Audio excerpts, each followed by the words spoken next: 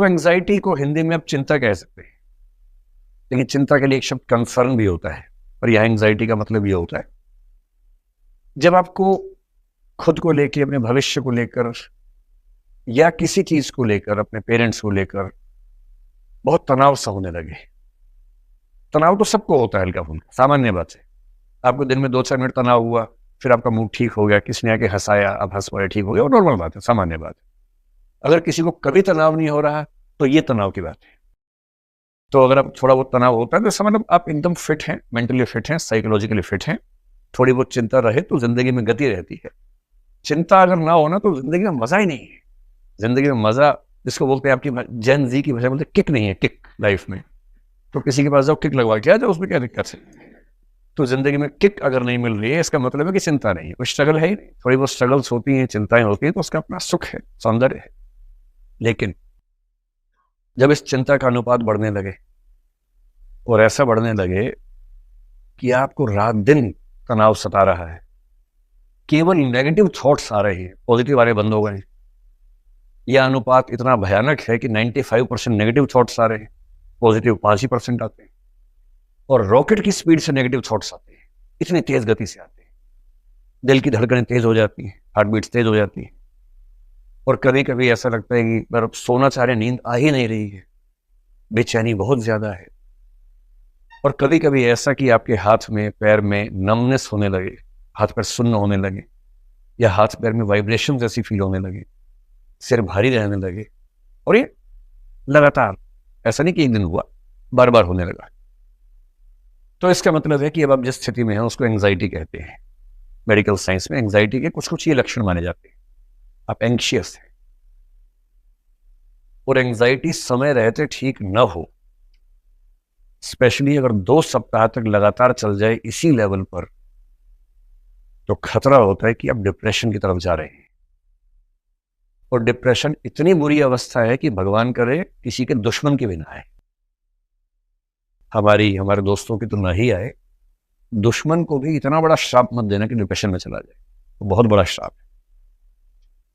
Depression का मतलब है कि आप हिल ही नहीं रहे, उठ ही नहीं रहे, लेटे हैं तो लेटे ही, ना खाने का मन कर रहा है या बहुत ज्यादा खाने का मन कर रहा है। दोनों में से एक स्थिति हो सकती है। अमूमन ये खाने का मन नहीं कर रहा, ना पढ़ने का मन कर रहा है, ना कहीं जाने का मन कर रहा है, किसी से मिलने का मन कर रहा है, कुछ करने का मन नहीं कर रहा, किसी से बात करने का मन नहीं कर रहा, अकेले बैठे हैं, आंखों से आंसू बहते जा रहे हैं। कई बार आप समझ नहीं पा रहे क्या हो रहा है।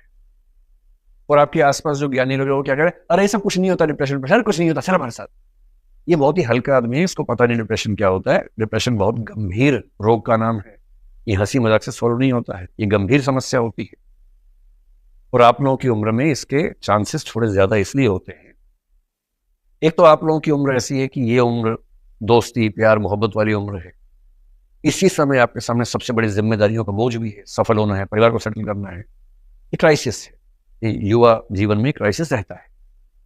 फिर आपके हार्मोन्स सभी ऐसे हैं जो उछलते बहुत ज्यादा है। जब आप 30-35 के हो जाएंगे तो हार्मोन्स आपके उछलेंगे कम, हल्का हल्का ऐसे ऐसे होते हैं, अभी ऐसे ऐसे होते हैं। जब हार्मोन्स यूं ही उछलते हैं तो परेशान करते हैं। ये आप नहीं चाह रहे, ये आपकी बायोलॉजी है।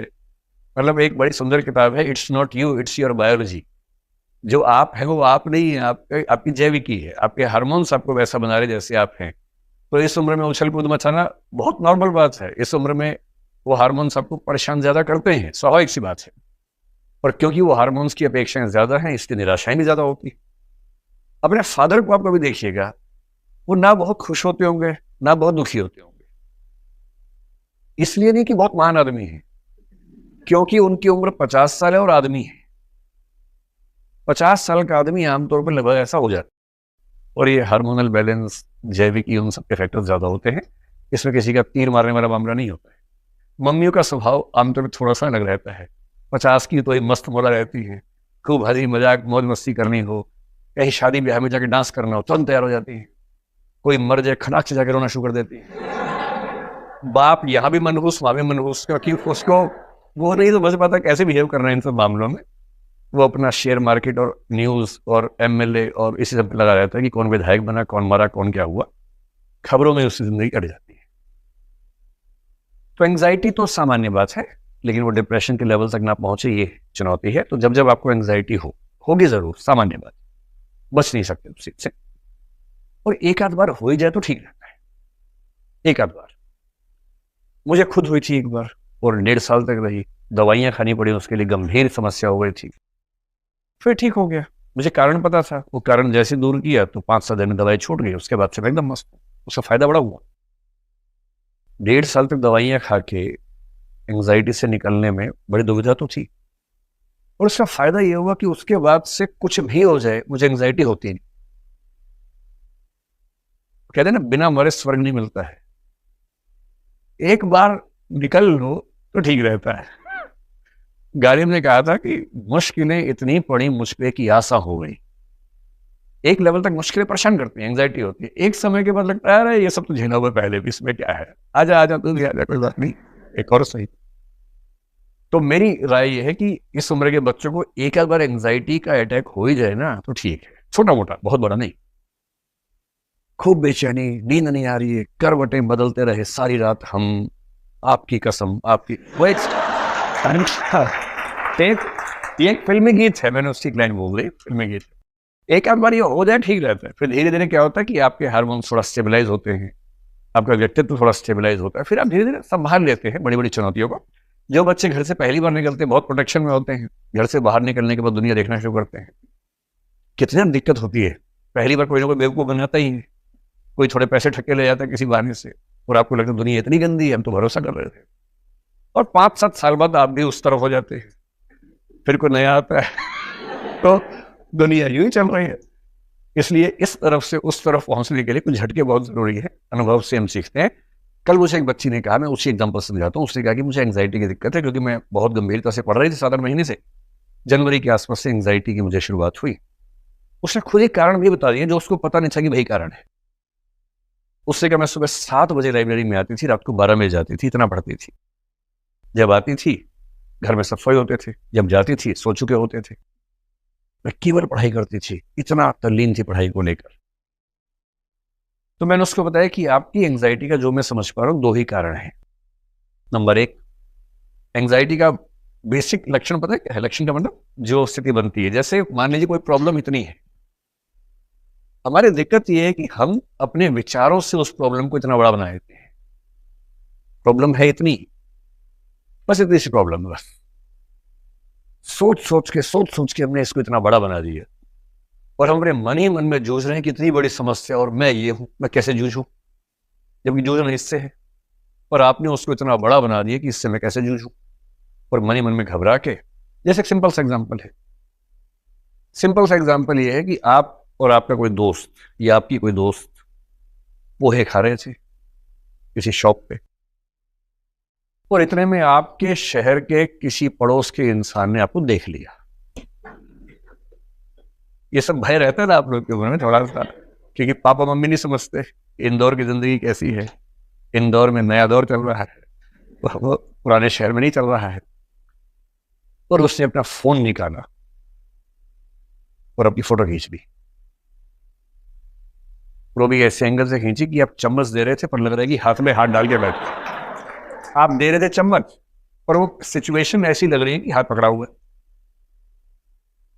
अब आपको लग रहा है कि गए आज तो, अब तो जिंदगी के आखिरी कुछ क्षण बचे हैं, और आपको लग रहा है कि ये वहां जाके बताएगा।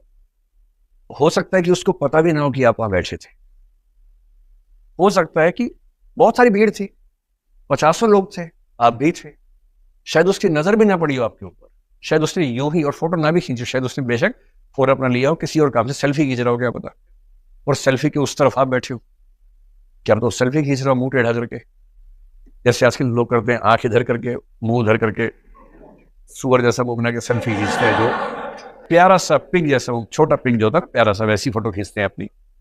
क्या बताओ सेल्फी खींच रहा हो, को पता भी नहीं है, लेकिन आपको तो रूह कांप गई है आपकी। तो अब आपको लग रहा है क्या हुआ?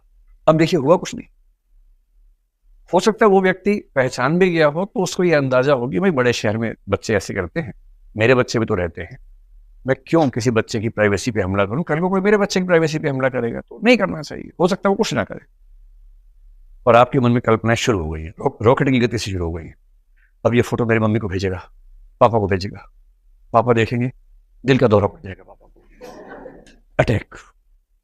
ओह, फिर ताऊ जी देखेंगे, फिर मोहल्ले में फैल जाएगी फोटो, फिर अखबार में कल छपेगा, फिर यूट्यूब पे कई वीडियो बन जाएंगे। भाई अब मैं क्या करूं, मैं तो बदनाम हो गया, या हो गई, ये हो गया, वो हो गया, अब मैं क्या करूं। और एंजाइटी शुरू, तनाव शुरू। अब आपका दोस्त कह रहे चलो चलें, आप ऐसे कर रहे हैं, कुछ समझ ही नहीं आ रहा आपको। और अगले 2-3 दिन तक आप एंजाइटी से भरे हैं, कुछ हुआ ही नहीं। 3 दिन बाद आपको होश है, कुछ नहीं हुआ, कुछ नहीं हुआ।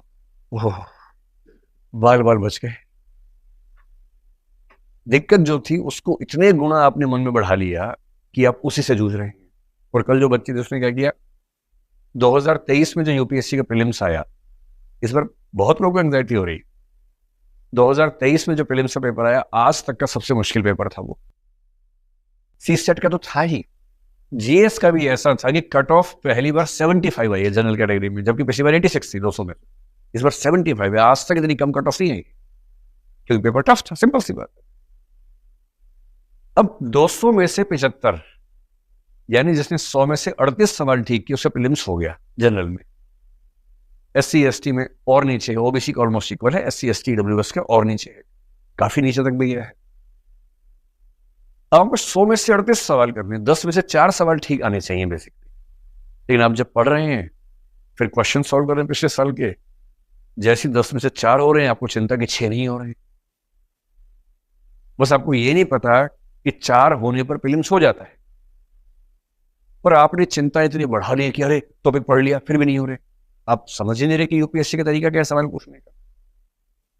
तो एंजाइटी का सिंपल कारण पहला होता है कि जो समस्या है उसको बहुत बढ़ा चढ़ा के अपने मन में बैठा देते हैं, उससे जूझते रहना।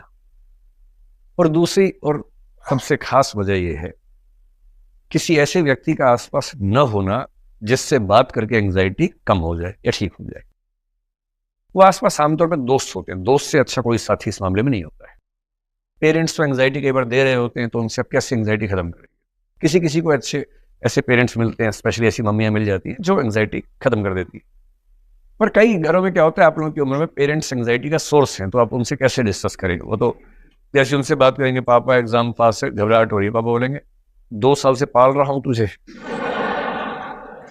इतने में बैल पाला होता ना, अब तक ठीक ठाक मिल जाता। अब आप सोच रहे हैं कि अरे यार, किसको मैं बता रहा हूँ एंजाइटी हो रही है, जिसको एंजाइटी का मतलब नहीं पता, वो आपको लगता है ये तो ठीक सोर्स नहीं है, ये तो और बढ़ा दी एंजाइटी, 1.5 गुना करके भेजी है। तो अगर आपके पास 2-4 बढ़िया दोस्त हैं, एक या 2 भी अच्छे दोस्त हैं, प्रतिस्पर्धा दोस्तों में होती है, पर इतनी ना हो कि दोस्ती पीछे चली जाए, प्रतिस्पर्धा केंद्र में आ जाए, कि एक ही रूम में नोट छुप छुप के बनाने पड़ते हैं। ये नौबत ना आ जाए।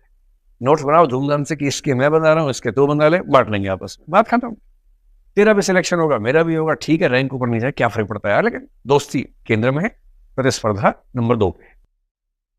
अगर ऐसे 2-3 दोस्त हो ना, दिन में आधा घंटा 1 घंटा गप मारिए, शुद्ध गप मारिए, कोई पढ़ाई की बात, प्योर गप एकदम, उसे पढ़ाई का जरा छौक भी नहीं लगाना है, एकदम गप मारनी है। अपना पोहे खाओ, गप मारो एकदम मस्ती से, और जितनी भड़ास मन में निकाल लो कि अरे यार आज मैंने पापा को फोन किया कि एंजाइटी है, और 2 गुना करके भेज दिया।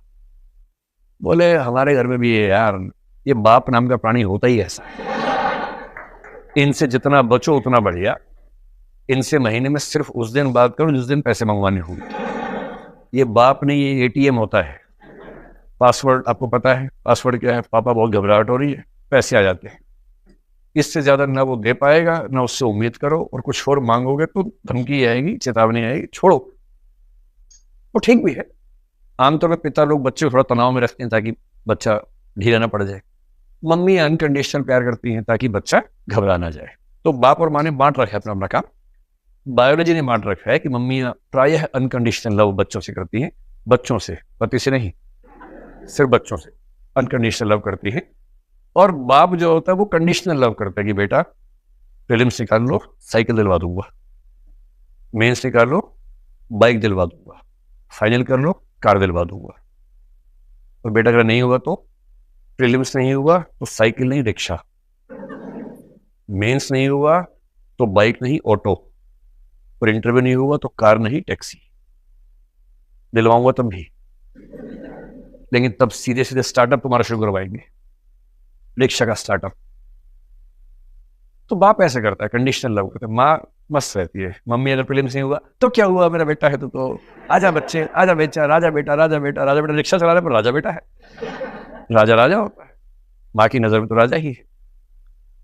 तो भाई अपने आसपास एक ऐसा व्यक्ति या दो ऐसे व्यक्ति रखिए जो अनकंडीशनल फ्रेंड्स आपके हों, दोस्त हों, शानदार दोस्त हों। कल वो बच्ची बोले सर वही तो नहीं है, मैंने कहा वो मैं तो नहीं बनवा सकता भाई, है ना, वो तो आपकी उम्र के आपके आसपास के बच्चे ही होंगे। अपने आसपास देखो, कोई ना कोई दोस्त बनेगा। बड़ा मस्त होके घूमो फिरो, किताबों से बाहर निकलो। और यहाँ तो हर चौथी शॉप खाने पीने की है, घुस जाओ किसी शॉप के अंदर, दोस्त बन जाएंगे। उससे एंग्जाइटी कंट्रोल में रहेंगे। और एंग्जाइटी सच में सीरियस प्रॉब्लम है, आप लोगों को इससे बचना चाहिए।